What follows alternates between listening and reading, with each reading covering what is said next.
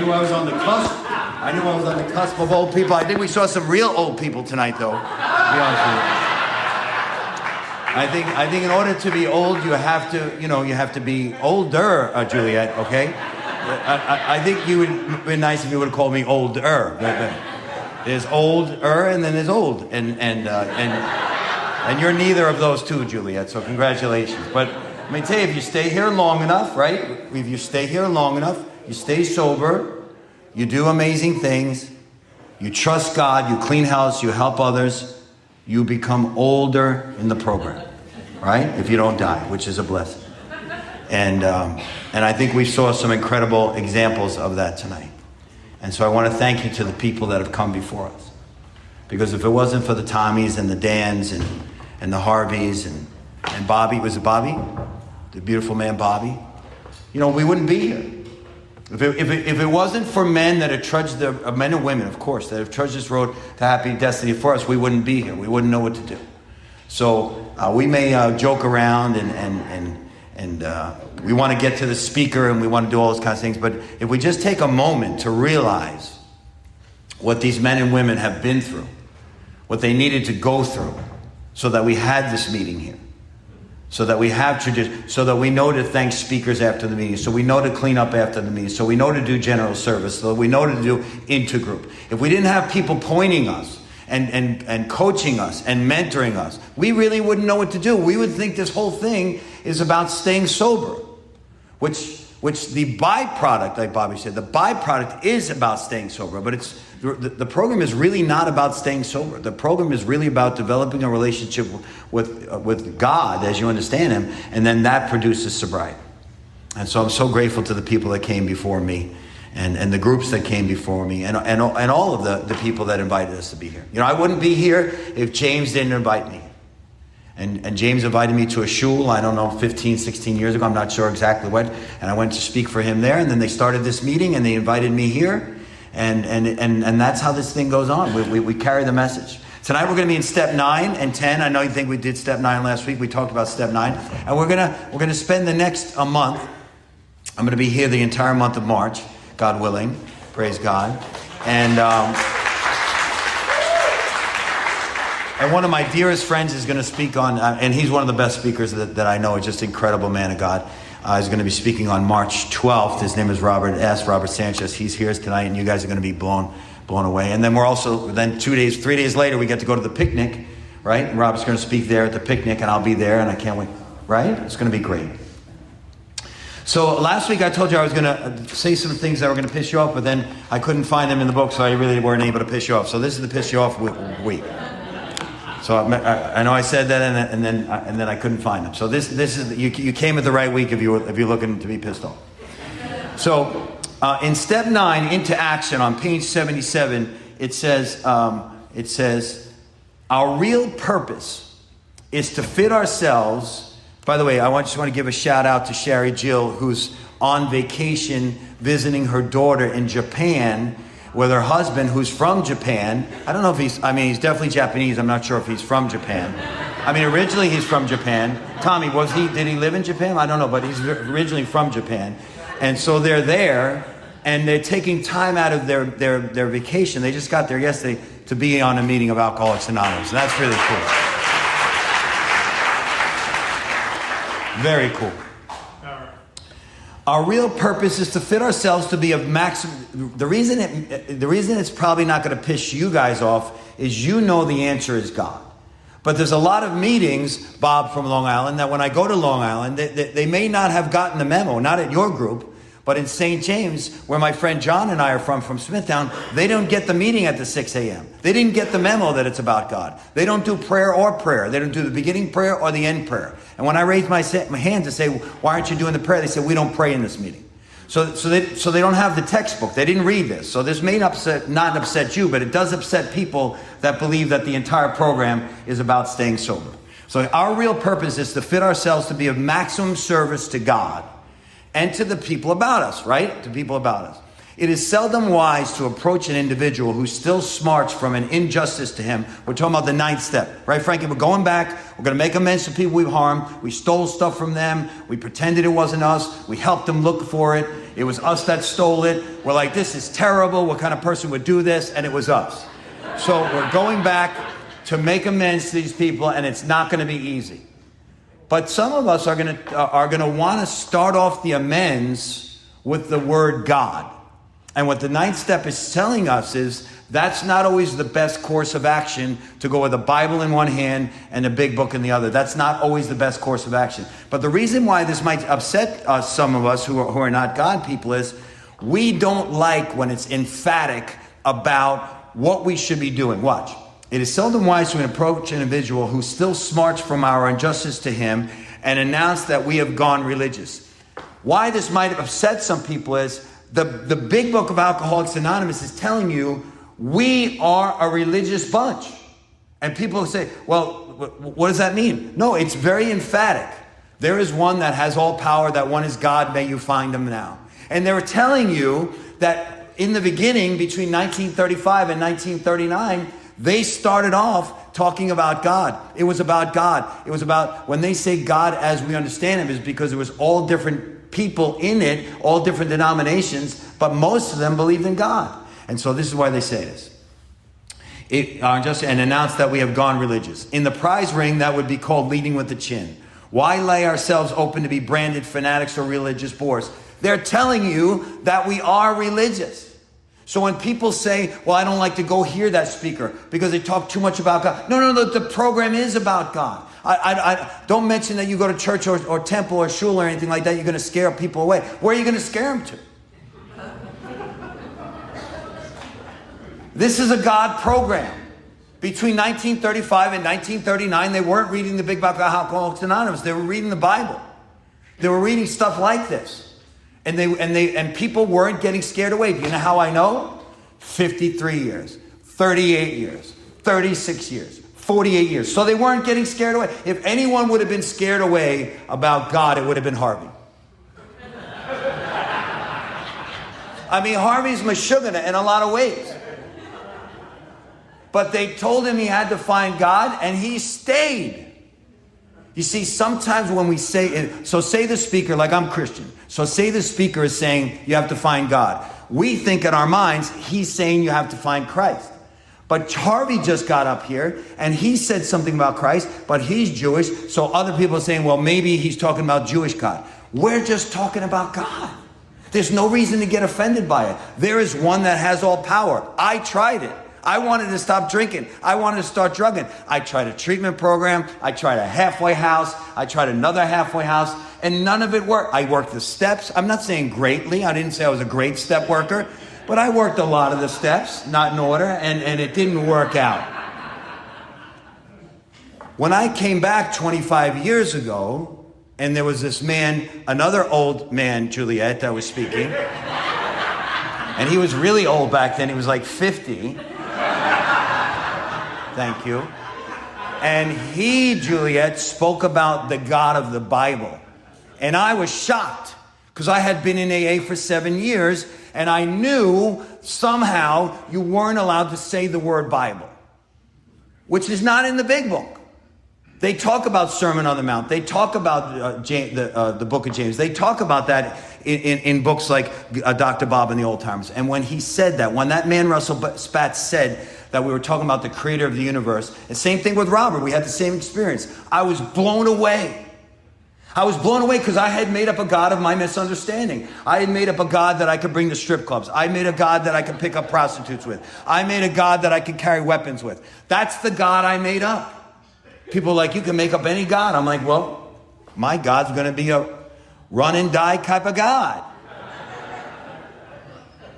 And when I relapsed, I realized I had made up a God that had no power. A doorknob God. What was the difference between someone that believed in a doorknob or someone like myself? The only difference is people that say they believe in doorknob had the guts to admit that they didn't believe in the creator of the universe. And I didn't have the guts to admit it. So I called God, but I didn't really pray to God. You know, I heard this great speaker, this Irish speaker say one time from Ireland, he said, if I wear a t-shirt and the t-shirt says Tylenol, and I have on the back of my car a bumper sticker that says, I follow Tylenol. And I have jerseys that say, what would Tylenol do? Like WWTD, what would Tylenol do? And when I get a headache, I run to Excedrin.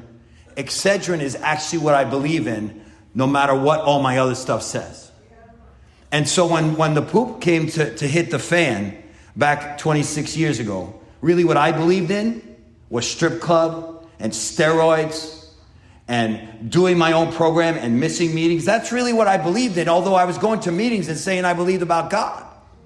And because of that, I created a tremendous amount of wreckage in my present with my new wife. Same wife I have today. Sometimes when I say new wife, they think I have multiple wives. Like, sounds like Harvey had like multiple wives.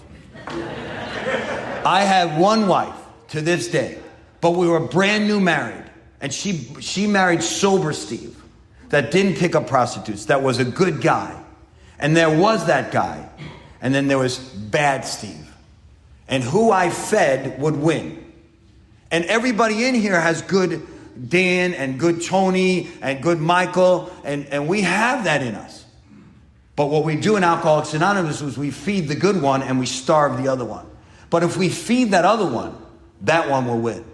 And so I married Sandra, and then I immediately relapsed. Like within 6 months, I had gotten a joint, a marijuana joint. And I don't even know how to say it cool anymore. I don't even know. That's how old I am, Juliet. That shows you how old I am. I don't even know how to say it cool. But within 6 months, I smoked marijuana, and I still considered myself sober, and nothing happened for another 6 months. So I had lied that I picked up my 7-year medallion, even though I had smoked a joint at 6.5 years. And my program it fell apart. So why does a guy like us have to do a 9th step? Because there's a long road of reconstruction ahead. There's things that have to be made up. We have to go back. We have to make amends. And we have to set right the course of action that we destroyed. I told my wife I was having a meeting downstairs with my sober friends, and I was downstairs using drugs. I told my wife I was across town going to a meeting, and I was at a karaoke bar, high out of my mind, thinking that I was the greatest Neil Diamond singer since the jazz singer himself. And I would come, that's right, I am really old. According to Juliet, I'm ancient. And I would come home, and I'd be drunk, and my wife's heart was broken, and sometimes I wouldn't come home. And then I told my father, may God rest his soul, that I had a terrible car accident in Miami, and he got in the car and he went to look for me in Miami, and I was getting high around the corner from the house. And my beautiful dad would stop at a payphone and say, where are you, son? And I would say, I don't know where I am, Dad. I'm lost in Miami. And my dad didn't know Miami because we're from Long Island, New York. And he was driving around scared that his son was something terrible. I had such a bad car accident that I couldn't tell him where I was, and I was around the corner. And so when it comes to the 9th step, I don't take this lightly. I go back to my 5th step, all the things I've done and where I've harmed people, and I start making a list in step 8, and I take this very seriously. I went back to my dad. I went back to my mom. I went back to the people I've harmed. I went back to my wife. I went to every single person in the world that I can think of from my 5th step, and I went back and I made things right. There's 2 women on my 5th step that I shared about it last week. I'm not going to keep going over it, but that I haven't met yet, that I would love to meet someday if God wills. I would like to make amends to them. There's a lot of women on my 5th step that I'm not going to make amends to, because I was told don't ever speak to those people again, because you're making amends by never contacting them. And what you're going to do is you're going to pay it forward to women's organizations and homeless shelters, and you're going to be extra loving in the recovery houses, and you're going to be extra respectful to women. And when women hug you, you're never going to hug them in an inappropriate fashion. You know, sometimes we see people in AA, they're hugging women, they're like, you know, pelvis out first. That does not seem like a respectful hug to me.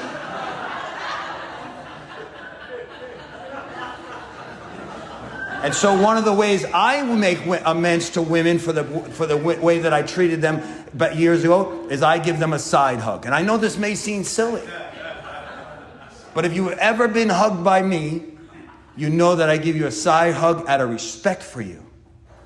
Because I know what I used to do, and I know what's in me. And I want to make sure that every hug that I ever give to a woman that's not my mother or my wife, that I give you a side hug. And in the moment I'm doing it, I'm saying, thank you, God, for allowing me to be a vessel for your purity in Alcoholics Anonymous.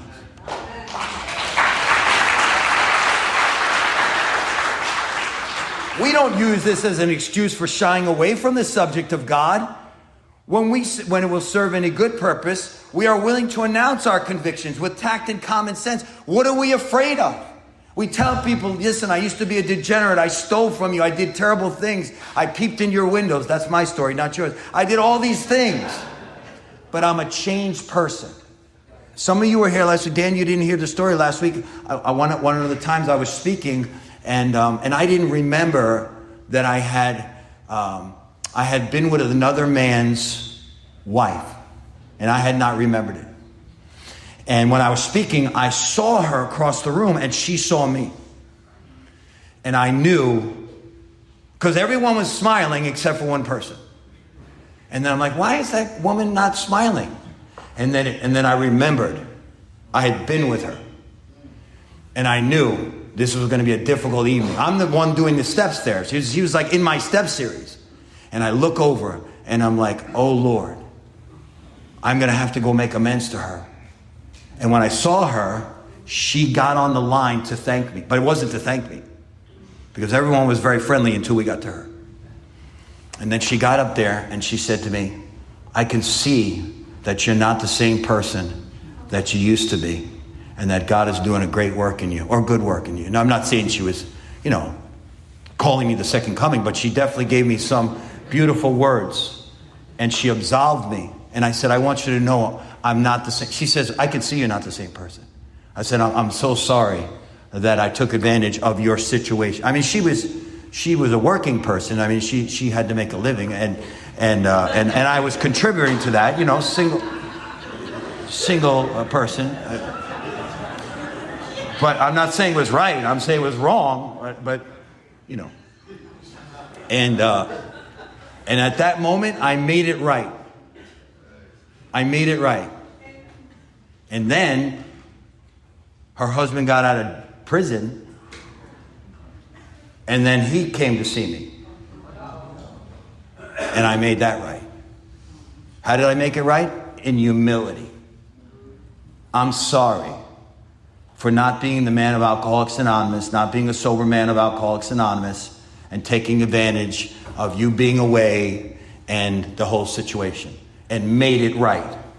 And every time I ever spoke to that man again, we were okay. And we actually became very, good friends. And we saw each other in meetings. And I watched his son grow up. And we became friendly they didn't stay together as a family, but all three of us became friendly. How does that happen? Supernaturally. It was very even hard for me to share that story with you tonight, because I didn't really, it's been so long, over 30 years now. It's been so long, but it needed to be shared. I want you to know that the only thing that counts in this step is complete thoroughness and honesty and going to any length. It's not a casual thing. We don't just it's not just our mothers and our fathers and our brothers, the ones that say, we're just happy that you're sober. Well, I want to make it, no, we're just happy you're sober. It's the ones that are painful. It's the ones that if you don't do it, you're never going to be totally free. I ran out of time. I'll see you guys next week.